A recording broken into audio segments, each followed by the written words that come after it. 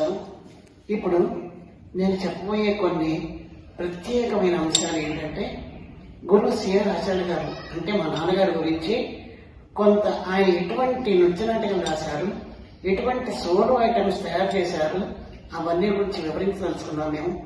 అందులో ముఖ్యంగా ఇప్పుడు చెప్పేది కుమార సంభవం అనేటువంటి నృత్య నాటకాన్ని ఆయన తన సొంత బాడీలో తయారు చేసుకున్నారు. అది పాటలు, కథ, శ్లోకాలు, పద్యాలు, కోరియోగ్రఫీ, జతులు అన్నీ ఆయన సొంతమే. అటువంటి నృత్య నాటకాన్ని కథాంశం ఏంటంటే, తారకాసురుడు అనేటువంటి రాక్షసుడు దేవతల్ని హింసిస్తూ ఉంటాడు. ఆ దేవతల్లో వెళ్ళి విష్ణుమూర్తిని ప్రార్థిస్తే విష్ణుమూర్తి సలహా ఏం చెప్తాడంటే, పరమశివుడు బ్రహ్మాండమైన తపస్సులో మునిగిపోయి ఉంటాడు. ఆయన తపస్సు నుంచి బయటికి రావాలి, పార్వతీదేవిని పెళ్లి చేసుకుంటే వారికి కుమారస్వామి జన్మిస్తే ఆ కుమారస్వామి మాత్రమే సంహరించగలడు తారకాసురుడిని.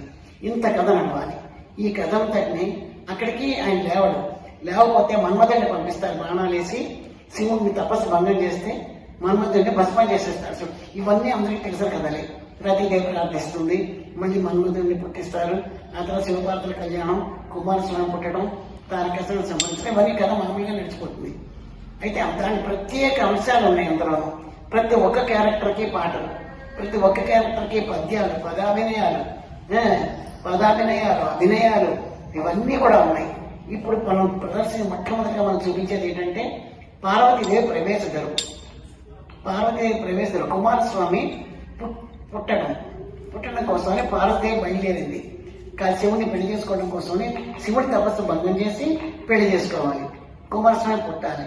ఇప్పుడు పార్వతీదేవి ప్రవేశ ధర్మం అది ఎలా ఉంటుందో మనం ఇప్పుడు చూద్దాం. ఆయన ఎలా రాశారో, ఆయన ఏ ఐడియాతో రాశారో, ఆయన ఉద్దేశం ఏంటో, ఆ పాటలో ఉండేటువంటి ఉద్దేశం ఏంటో వివరంగా వర్ణిస్తూ ఇప్పుడు ఒక మన నాట్య కళాకారిని చూపిస్తూ ఉంటుంది.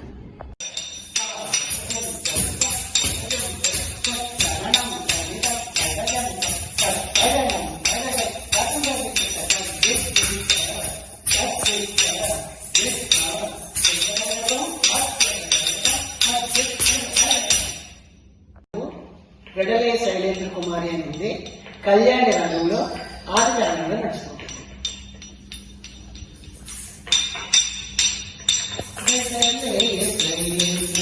కుమారి